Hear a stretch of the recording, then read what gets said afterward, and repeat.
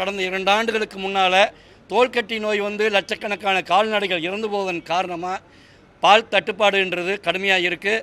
வட மாநிலங்களில் உள்ள நிறுவனங்கள் தமிழ்நாட்டை நோக்கி படையெடுத்துக்கிட்டு இருக்காங்க. தனியார் பால் நிறுவனங்கள் தங்களுடைய வணிகத்தை தக்க வைத்துக் கொள்வதற்காக போட்டி போட்டுக்கொண்டு கொள்முதலை உயர்த்துவதனால ஆவினுக்கான பால் கொள்முதல் கடந்த 2 ஆண்டு காலமாகவே சரிவடைஞ்சிருச்சு.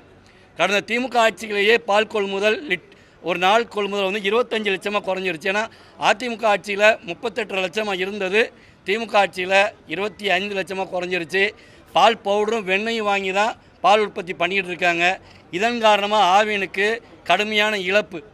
ஏன்னா திமுக ஆட்சிக்கு வந்த பிறகு 3 ரூபா விற்பனை விலையை குறைச்சாங்க.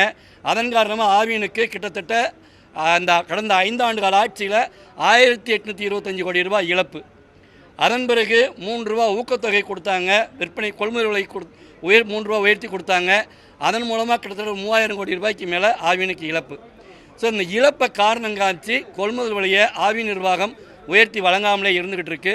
ஸோ ஆவினுக்கான பால் கொள்முதல் விலையை உடனடியாக உயர்த்தி வழங்க வேண்டும் என்கின்ற கோரிக்கையை வலியுறுத்தி இருக்கிறோம். மாதாந்திர அட்டைதாரர்களுக்கான விலையும் சில்லறை வணிகள் வாங்கக்கூடிய ஏழை எளிய மக்களுக்குமான விலை மழைக்கும் மடுவுக்குமான வித்தியாசமாக இருக்குது. ஆரஞ்சு பால் பார்த்திங்கன்னா இன்றைக்கி கடையில் போய் வாங்கினா 60 ரூபா லிட்ரு, மாதாந்திர அட்டைக்கு வாங்கினா 46 ரூபா லிட்ரு. இதற்கு காரணம் முன்னாள் பால்வளத்துறை அமைச்சர் நாசர் அவர்கள். அவர் செய்த இந்த விலை நடவடிக்கையினால தான் இப்படி ஒரு நிர்வாகம் ஆவி நிர்வாகம் இழப்பை சந்திச்சுக்கிட்டு இருக்குது. ஸோ இதையெல்லாம் சரி செய்யணும்னு நாங்கள் கோரிக்கை வச்சுருக்கோம். கொள்முதல் விலை உயர்த்தப்பட வேண்டும், அதன் மூலம் விற்பனை விலையும் உயர்த்தப்பட வேண்டும். விற்பனை விலை தனியார் பால் நிறுவனங்கள் இன்றைக்கி மற்ற மாநிலங்களுடைய கூட்டுறவு பால், குறிப்பாக அமுல் எடுத்துக்கிட்டிங்கன்னா வருஷம் அமுல், நந்தினி, கேரளாவோட மில்மா, பாண்டிச்சேரியோட பாண்டில் இவங்கெல்லாம் பார்த்திங்கன்னா வருஷத்துக்கு வருஷம் உற்பத்தி செலவினங்களுக்கு ஏற்ற வகையில் கொள்முதல் விலையை உயர்த்துவாங்க. கொள்முதல் விலையை உயர்த்தும் போது விற்பனை விலையும் மாற்றி அமைப்பாங்க. ஆனால் தமிழ்நாட்டில் இருக்கக்கூடிய ஆவின் மட்டும்தான் இதை செய்யறதில்ல. காரணம், ஆவினை வாக்கு வங்கி அரசியலுக்கான ஆயுதமாக மட்டும்தான் எதிர்க்கட்சிகள் பயன்படுத்திக்கிட்டு இருக்காங்க.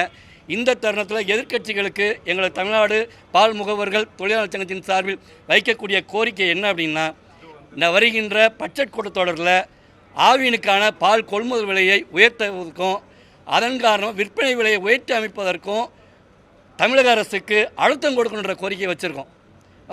உங்கள் ஊடகங்கள் வாயிலாக இந்த கோரிக்கை அனைத்து எதிர்க்கட்சிகளுக்கும் வைக்கிறோம். ஏன்னா ஒவ்வொரு முறை அது எந்த அரசு ஆட்சியில் இருந்தாலும் ஆவின் பால் விற்பனை விலையை உயர்த்தினா உடனே வானத்துக்கும் பூமிக்கும் குதிக்கிறாங்க. அது நியாயமான விற்பனை விலை உயர்வாக இருக்குமானால் எங்கள் தமிழ்நாடு பால் முகவர்கள் தொழிலாளர் சங்கம் வரவேற்றி இருக்கிறது. அது கடந்த 2014 அதிமுக ஆட்சியில் அம்மையார் ஜெயலலிதா அவர்கள் விற்பனை விலையை 10 ரூபாய் உயர்த்தினாங்க.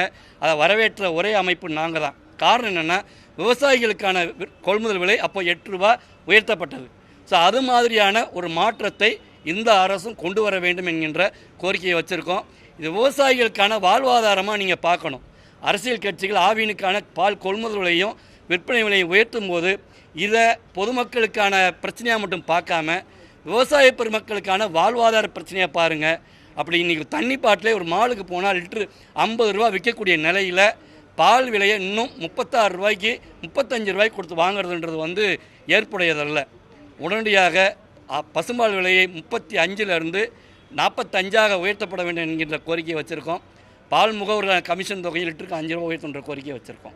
பிளே ஸ்டோர் மற்றும் ஆப் ஸ்டோரில் இருந்து பாலிமர் செயலியை QR கோடு மூலம் பதிவிறக்கம் செய்யுங்கள். செய்திகளை உடனுக்குடன் பெறுங்கள்.